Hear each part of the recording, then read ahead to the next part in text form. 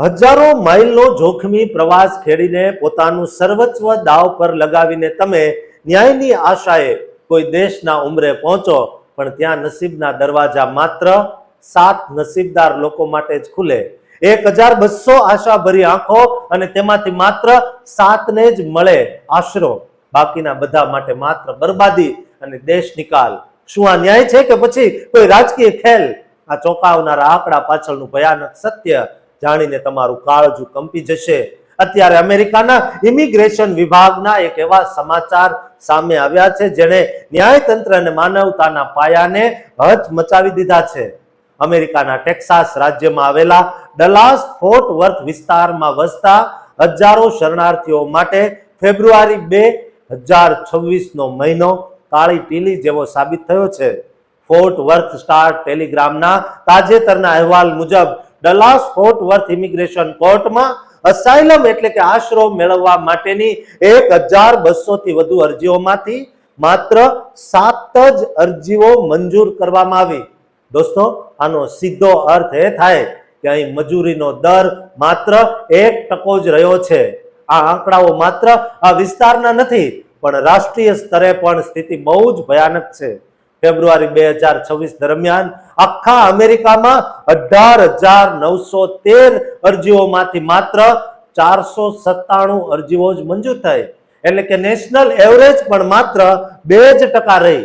આ ઇતિહાસનો સૌથી નીચો મંજૂરીનો દર છે, જે સાબિત કરે છે કે હવે અમેરિકામાં આશરો મેળવવો એ લગભગ અશક્ય બની ગયું છે।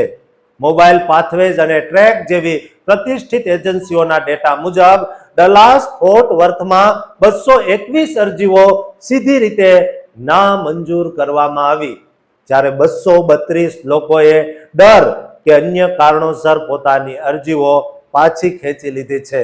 સૌથી વધુ ચોંકાવનારી વાત એ છે કે 740 જેટલા અરજદારોએ પોતાની સુનાવણીમાં ગેરહાજર રહીને અથવા જરૂરી દસ્તાવેજો ન આપીને પોતાના કેસને એબેન્ડન્ડ એટલે કે પડતા મૂકી દીધા છે, જે બતાવે છે કે લોકોમાં અત્યારે કેવો ભયનો માહોલ છવાયેલો છે।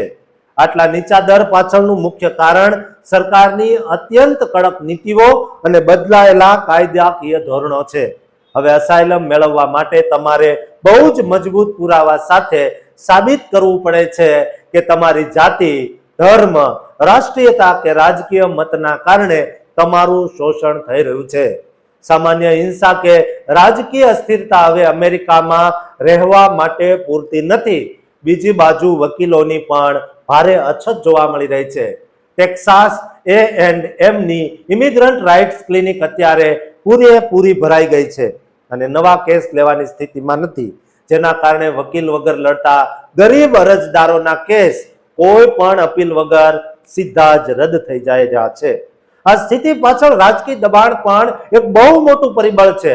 ટ્રમ્પ વહીવટી તંત્ર દ્વારા અત્યાર સુધીમાં સૌથી વધુ જજને લિબરલ હોવાના કારણે પદ પરથી હટાવી દેવામાં આવ્યા છે અને તાજેતરમાં વધુ 6 જજને ફાયર કરાયા છે, કારણ કે તેમણે પેલેસ્ટાઇન સપોર્ટ કરતા વિદ્યાર્થીઓના દેશ નિકાલને રોકવાની હિંમત કરી હતી।